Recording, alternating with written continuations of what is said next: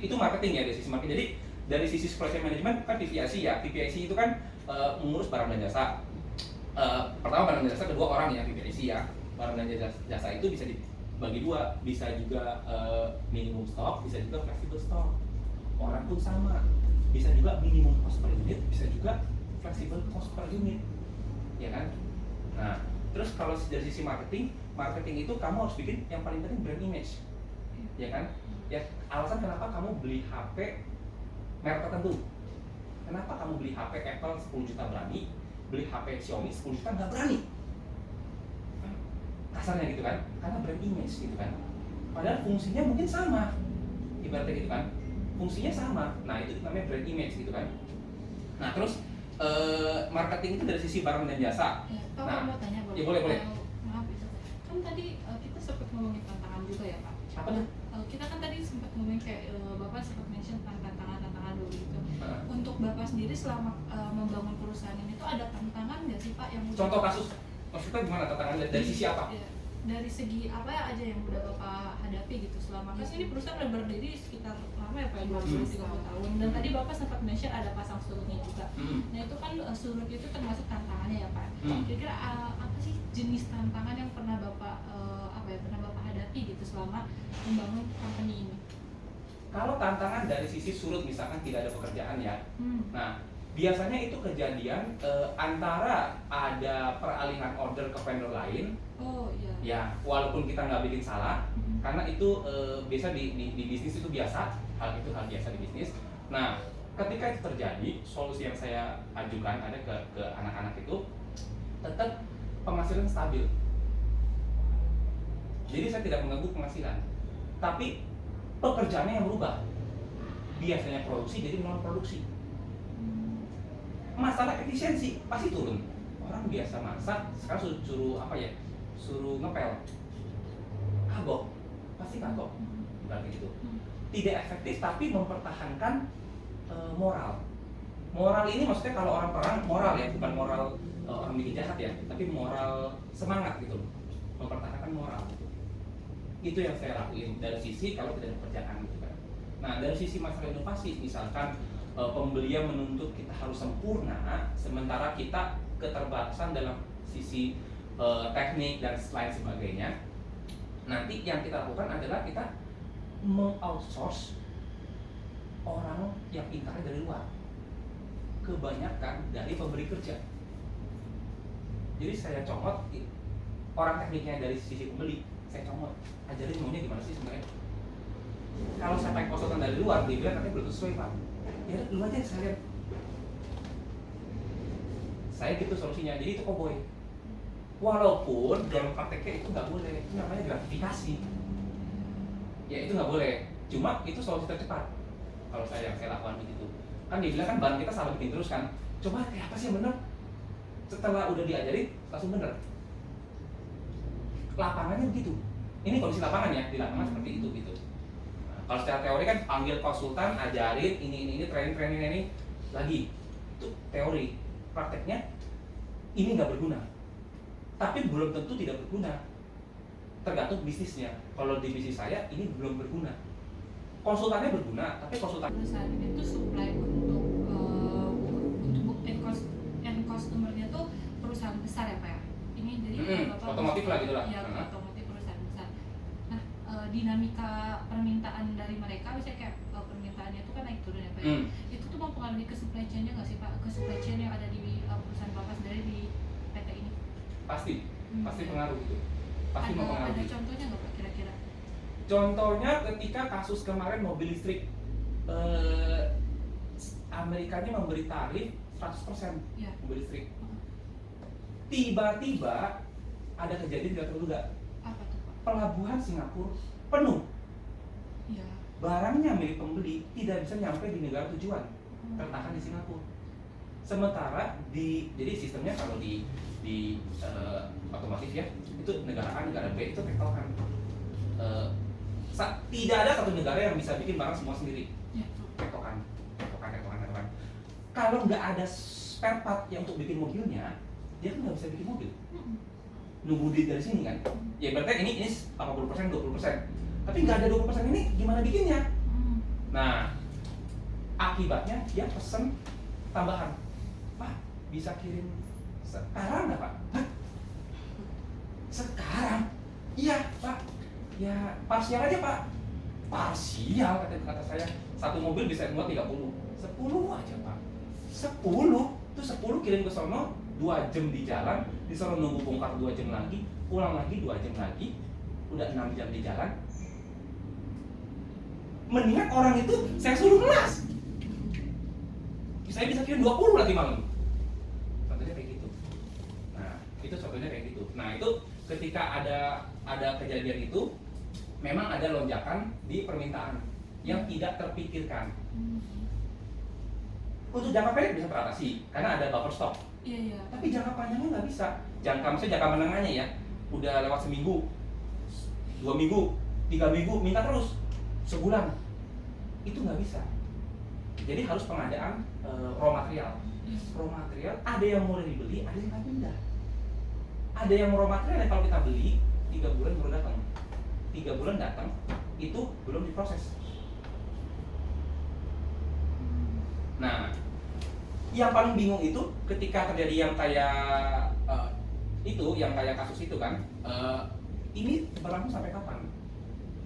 Apakah mampetnya ini lama atau mampetnya bentar?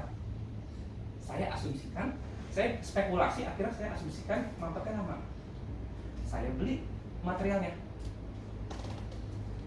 3 bulan baru datang, ya kan? Sekarang belum bisa pakai. Sekarang pakai stok yang ada dulu. Kebetulan saya sistemnya kalau material yang susah dibeli, saya overstock sengaja. Oh iya. Ya, dengan dia minta ke vendor lain minta waktu. Jadi waktu itu bukannya kita pinter bikinnya, tapi kita doang yang punya material yang unik ya, maksudnya ya. Yang lain nggak punya material unik. Jadi mereka nggak bisa bikin karena tidak punya material unik gitu. Untuk waktu itu yang saya bilang namanya fleksibel stok gitu. Kalau stok yang sulit dipesan, ya stok lah lebihan gitu kan. Nah, tapi kalau stok itu nggak laku, kalau kejadian itu nggak ada, stok itu nggak laku, bagian procurement pasti kena. Lu ngapain beli banyak-banyak, ya kan? Apalagi ketika di todongnya itu ketika harganya turun. Sekarang lebih murah, waduh kalian beli mahalan. Ibaratnya gitu. Nah, jadi problem tantangan yang dihadapi setelah proyek itu selesai, stok berlebih ini. Karena saya melihatnya abu-abu, bukan abu-abu, lebih ke setengah gelap lah ya. Ini sampai kapan masalahnya? Tanya orang pembelinya, dia juga bilang, saya juga nggak tahu Pak. Kami sistemnya ini Kanban. Kalau ada email dari luar negerinya, baru kami pesan. Kalau nggak, kami nggak boleh pesan. Karena mereka tidak punya kuasa anggaran. Biasa kalau pesan gede, semua budget dibicarakan di awal tahun. Ini forecastnya begini, jadi berarti budget kita sekian. Nah, kalau selama tahun berjalan ada masalah, budget itu nggak ada, gitu. Jadi mereka tidak bisa pesan karena budget itu tidak ada. Dia tidak mau bertanggung jawab, gitu kan. Kalau ternyata dia tidak bisa membayarnya, gitu kan. Nah, akhirnya ya karena gelap itu jadinya overstock, tidak pasti dia mungkin overstock, itu tantangannya di situ. Tapi kalau saya tidak lakuin hal itu, kesempatan order itu nggak bisa dapat. Brand image-nya itu nggak tercipta. Wah, kalau kepepet, cari dia, ya kan? Ibaratnya gini, brand image-nya walaupun sejelek-jeleknya apapun terjadi ya, lumayan ada dia. Ban serep, jelek-jeleknya gitu kan? Ban serep. Ini kalau dibuang mampus tadi kan? Kalau dapat segini kan? Nah, akhirnya mereka mau buang kita tuh sayang. Karena kita solo, ya waktu mereka kewalahan itu selama sebulan lebih, kita doang yang nembak sendiri, yang lainnya angkat tangan. Mereka nggak mau resiko ini, material ini. Nah sekarang lah saya merasakan overstocknya itu. Ya ada material yang overstock jadinya. Itu tantangannya di situ. Jadi masalah di sini, masalah A selesai, masalah B muncul, gitu. Tapi kita dapat kepercayaan. Kepercayaan itu kalau saya kasih brosur tebel segini, tebel banget sekitab ya gitu ya, sama dia kan dibantu tong sampah sama pembeli kan. Tapi kalau kita udah membuktikan kita bisa memenuhi kebutuhan dia, kita dipercaya, dan kepercayaan itu mahal harganya. Benar. kira-kira di perusahaan Bapak ini udah pakai teknologi apa aja ya Pak untuk produksinya? Maksudnya gimana? Kayak ini kan perusahaannya bikin barang juga kan. Nah itu teknologi yang dipakai itu apa? Apa aja sih Pak? Teknologi apa aja yang ada di sini? Teknologi Tadi sih. kan kita lihat tadi ada mau apa kayak traktor gitu tapi bukan traktor ya? Oh, forklift. Iya kayak gitu-gitu. Teknologi sederhana ya. Iya. Seperti workshop pada umumnya. Apa pekerjaannya dari sisi mesin press itu kan bikin kayak bracket ya. Iya. Bracket tahu nggak? Enggak. Penunjang itu bracket kayak ini bracket nih, misalnya ini bracket. Oh iya. Nyangga. Ya banyak apa ya komponen ini bracket nih. Iya. Kasarnya gitu lah, bracket itu seperti itu. Itu pakai mesin press, terus dari sisi mesin potong untuk motong-motong materialnya lah. Terus mesin las. Nah, yang paling besar-besar itulah sama mesin apa ya handling itu ya, forklift, trucking itulah. Cuma itu doang. Karena kebanyakan di outsource pekerjaannya. Pekerjaan di outsource itu maksudnya ada vendor yang ngasih barang jadi. Jadi kalau enggak mesin banyak sekali, ada mesin sharing lah, bending, maksudnya mesin proses itu loh. Iya. Mesin bikin lubang segala macam. Jadi banyak kan di outsource, datang udah tinggal pakai, tinggal las. Tadi mesin lubang ya Pak yang itu, yang apa yang outsource. Ya sharing bending lubang lah. Lubang tuh kayak ya mungkin jangan ngomong lubang ya, sharing bending gitu. Sharing SHEARING. Ya, sharing bending. Bending itu. Sharing itu artinya ngebelah. Bending itu nekuk gitu. Nah. Kalau misalnya kan Bapak tadi ada plan buat nanti tuh kita pakai plastik. Itu bakal pakai teknologi yang sama kayak gini atau teknologi Berbeda. yang inovasi? Pasti berbeda. Mesinnya Ada ada gambaran apa teknologi apa yang bakal dipakai kalau pakai plastik? gambarnya sudah ada, Iya. tapi intinya dia itu satu line itu langsung dari itu terus menjadi dari biji menjadi Oh, press gitu. jadi tinggal di press aja ya Pak? Ya dia kayak mesin press gitu loh, langsung jadi truk udah jadi gitu loh. Memang begitu konsepnya.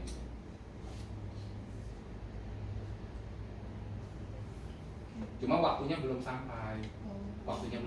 Itu nanti karena akan ada masanya besi ini sudah ditolak sama pembeli karena buang limbah besi ini agak sulit. Nantinya ibaratnya maaf nih, di negara tujuan nggak ada maduranya, jadi dia mesti bawa ke tempat peleburan, biaya juga gitu kan. Terus tempat peleburannya juga makin sedikit karena sisanya besar karena polusi kan. Nah, jadi tapi kalau plastik itu daya apa ya, titik suhu melelehnya itu jauh lebih rendah. Jadi dan polusinya nggak banyak, jadi nggak ada asap, itu nggak banyak asap. Dia bisa bikin yang hijau gitu loh. Dan hampir semuanya terpakai gitu. Kalau si besi itu ada slag namanya, jadi kayak bubuk besi lengket yang nggak bisa dilebur. Setiap proses pasti begitu. Nah, itu selalu ngendap ditumpuk. Itu tidak bisa dibuang sama dia, tidak bisa diproses, tidak bisa dibuang. Akhirnya cuma buat muruk sana muruk sini doang. Nah, itu yang dihindari sama di luar negeri itu, pembeli itu. Karena jadi limbah buat dia itu, slag itu loh. Nah, slag itu macam-macam. Apa dari besi yang nggak murni, dari cat, apa segala macam, itu masih belum jelas. Gitu loh. Oh ya Pak, mau tanya lagi. Ini kan Bapak kan tadi ada outsourcing juga kan untuk beberapa komponen gitu.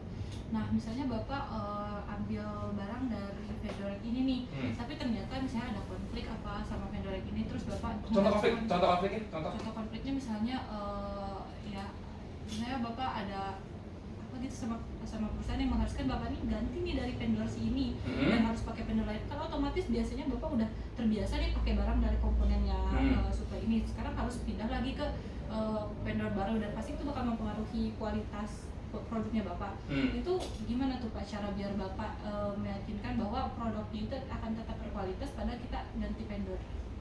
Meyakinkan ke pembelinya maksudnya? Iya. Itu gimana Pak? Padahal kan kita tahu bahwa oh ya ini misalnya kita ambil contoh satu komponen ini tuh harusnya dari supplier A, tapi karena kita misalnya udah nggak pakai supplier A lagi, kita harus ganti ke supplier B, kan otomatis barangnya beda ya antara supplier A dan supplier B. Dan otomatis kalau misalnya kita pakai barang yang baru, produk yang kita hasilkan juga akan sedikit berbeda lah karena ada komponen yang beda dari produk yang sebelumnya. Itu gimana cara cara meyakinkan konsumen bahwa produknya tetap berkualitas gitu? Kebetulan barang yang dibuatnya dibikinnya identik. Oh, jadi nggak berbeda. Untuk produk khusus bapak itu bapak identik? Iya, karena kalau dia sekarang bikinnya pakai jig, ibaratnya bikin meja ini pakai jig ya. Jadi bracketnya harus bentuknya begini. Perbedaan ada, sekian mili itu ada, tapi itu bisa dikali dengan revisi jignya. Jadi barangnya identik. Jig itu nulisnya di mana Pak? JIG. JIG. Ya pakai jig lah ya, pakai patokan lah, atau gimana sih ya, jig itu loh. Jadi masih bisa diakalin dengan kayak dimodifikasi sama gitu ya Pak? Bisa, karena barangnya identik. Karena barangnya, jadi gini, saya kirim ke pembeli itu barang sesuai spek pembeli. Pembeli sudah kasih tahu, saya mau tekinya bentuknya begini, komponennya ini, nggak boleh rubah, harus ikuti komponen ini. Jadi, tapi selisih sekian mili itu pasti ada, tapi itu masih bisa diakalin. Jadi selama ini nggak masalah. Cuma paling lebih problemnya itu ganti vendor itu belum tentu vendor baru lebih baik. Maksudnya bisa aja dia mengalami masalah yang sama.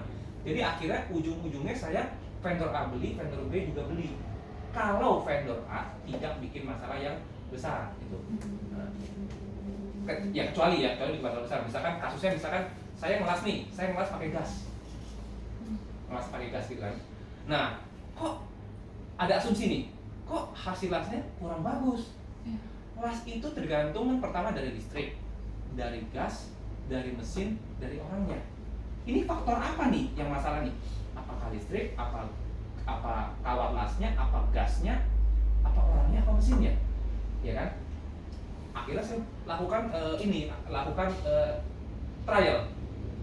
Saya ganti satu faktor. Saya ganti misalkan kawat lasnya. Masih masalah nggak? Masih. Berarti kawat lasnya bukan faktor utama nih. Mungkin ada pengaruh, cuma kayak bukan utama nih. Saya ganti lagi orangnya. Masih sama. Berarti bukan orangnya nih. Saya ganti lagi CO-nya. Oh beres. Berarti CO-nya nggak bener. Nah, biasa trial error mau ngomong kayak gitu. Tapi kalau kasus kayak gitu, misalkan barangnya dibikinnya jelek, maksudnya membuat kita bisa mengirim barang yang tidak berkualitas ke pembeli ya, saya stop pembeliannya karena itu udah berisiko kan, itu bisa merusak brand image. Nah itu kalau kasus itu iya, tapi kalau kasus yang dia masih bisa lagi dipakai, cuma mungkin ada kalanya dia tidak bisa mengirim barang sesuai waktu yang ditetapkan segala macem, nah itulah berdua berjalan beriringan lah gitu. Jadi nggak langsung vonis mati lah gitu lah. Kalau kamu nanti juga jadi SCM, jadi orang bagian procurement, kalau bisa juga jangan langsung vonis mati apa gitu. Kalau boleh malah kamu kunjungan, kalau boleh gitu ya, kamu berkunjung ke sana. Berkunjung itu dalam arti gini, kamu menanya ke dia, diskusi dengan dia, ada masalah apa sih, gitu kan? Sistem kerjanya gimana? Kalau dia nggak mau kasih tau ada masalah apa, kamu coba analisis sistem kerjanya, tanya sistem kerjanya, ini gimana sih produksinya, masalah di mana kira-kira? Yang penting kamu berpikir kritis seperti itu kan, ada masalah. Perusahaan dia, tapi kamu itu pikirin, nggak apa-apa. Gimana gini, kunjungnya itu murni hal teknis ya, bukannya kamu mau mengajukan diri, saya ini yang beli barang kamu. Nah terus akhirnya beralih-alih ke gratifikasi, bukan begitu, tapi kamu lebih kepada pengen tahu problemnya di mana. Nah, jadi kamu bisa membeli penilaian yang adil kepada atasan kamu. Kalau atasan kamu orangnya benar, dia akan menilai, oh berarti kamu itu bisa diajak tukar pikiran, ya, bisa bisa memberi pendapat gitu loh. Kalau atasannya benar, dia memberi nilai plus buat kamu. Kalau atasannya benar ya gitu. Nah, yang penting begitu. Kalau saya ngajunya gitu. Jadi jangan langsung vonis mati. Cari tahu dulu masalahnya apa. Kadang berkunjung kan bisa informal gitu kan. Ya bukan kayak audit gitulah, berkunjung informal aja. Bisa juga berkunjung itu tidak langsung pas ada masalah. Setelah masalahnya udah berjalan beberapa lama, datang kunjungin. Jadi nggak lagi angkat-angkatnya gitu loh. Nah, seperti itu. Tapi kalau ada masalah, tetap ingatkan gitu, masalahnya dicatat, nanti di follow up lagi gitu. Kalau kamu memang pas ada masalah, kesannya itu menghakimi. Nanti kalau kamu kerja ya. Kalau buat Bapak sendiri, buat company Bapak ini kriteria supplier yang cocok itu yang kayak gimana sih Pak? Misalnya dia ini harus komunikatif kah, atau harus apa? Pertama kalau harga harus bersaing. Iya. Kedua itu Menurut saya barang. gini harus lebih murah kah atau kayak gimana Pak? Orang semua cari pasti yang lebih murah Iya. ya. Cuma ibaratnya kamu kalau ke toko besi, itu harga besi itu per kilonya mirip-mirip, per batangnya beda-beda. Makin enteng makin murah. Kamu mau murah, kamu dapat barang jelek. Kamu dapat bikin barang jelek, pakai barang jelek, nanti kamu masalah ke pembelinya. Yang penting kualitasnya pertama gini, dia janjikan barang A, misalkan tebal besinya A ya, dia kirimnya A. Yang paling penting bisa dipercaya. Pertama bisa dipercaya, ya kedua harga bersaing lah. Tapi yang penting pertama bisa dipercaya dulu, gitu. Ketiga fleksibel. Fleksibel maksudnya kita pesen dikit dia ladenin, pesen banyak juga dia ladenin. Kalau pesen banyak dia nggak sanggup sendiri, dia cari teman pasti kan. Tapi dia usaha, dia berusaha, gitu loh. Itu supaya yang benar, yang menurut saya. Barang yang konsisten, kualitasnya agak bersaing dan fleksibel dalam hal produksi dan delivery lah, gitu loh. Dikit pun diladenin, banyak pun diladenin.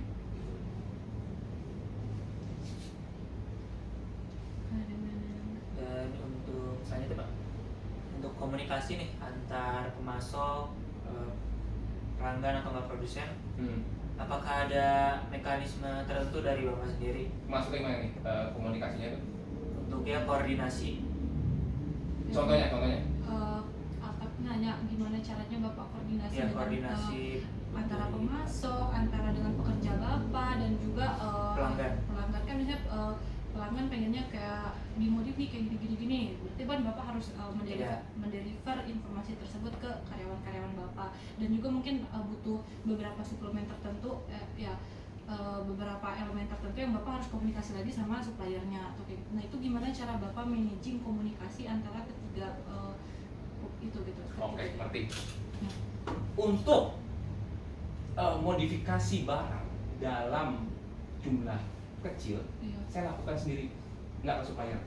Oh, jadi Bapak nggak perlu nggak perlu ngomong langsung ke supplier gitu? Enggak, produk masalahnya dia kerjain, tapi trialnya kita ini sendiri, kita buat sendiri.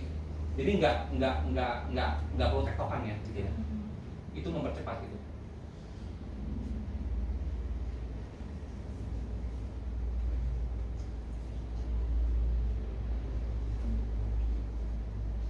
Nah, contohnya nanti kamu kalau di SCM itu mungkin nanti ada pengadaan alat yang nggak bakal dipakai, dalam nggak dipakai karena untuk keperluan kayak gitu trial jarang dipakai. Nah, itu bisa dipakai Pak? Disimpan. Buang. Karena kalau dibikin massal nggak efisien. Iya. Nah, tapi kalau untuk trial waktunya lebih mahal daripada harganya. Waktu itu mahal. Ya kalau dia trial, maksudnya kita lagi ngajuin barang ya, dia minta cepet supaya dia udah mau jalan ininya pekerjaannya kan, dia udah mau pakai barangnya, kita masih nunggu Pak, berarti orang lain aja kan yang bikin. Nah kalau kamu di SCM nanti mungkin kalau kamu di bagian procurement ya bisa ada pengadaan barang-barang yang nggak kepake bentar itu nggak pakai lagi. Nah itu dianggap kamu yang salah, loss. Biasanya gitu, kamu yang disalahkan gitu. Bapak pernah nggak disalahin sama konsumen? Contohnya? Nggak, aku nanya kira-kira misalnya Bapak ada produk yang miss gitu, ada beberapa bagian yang miss, dan Bapak tuh dapat komplainan dari konsumen pernah? Ada nggak Bu? Ya, ada. Contoh kasus bilang aja coba gimana? Contohnya? Nah iya, gimana cara Bapak manage komunikasinya biar walaupun dia komplain tapi kita dia masih tetap percaya sama kita. Oh oke. Misalkan barang yang dikirim chatnya itu kurang bagus. Ya misalnya. Nah kita evaluasi chatnya. Kenapa kurang bagusnya gitu kan? Kita cari masalahnya sih, akar masalahnya kita cari. Berarti ini Bapak ngirim barang cuma lewat jalur darat aja ya Pak? Iya.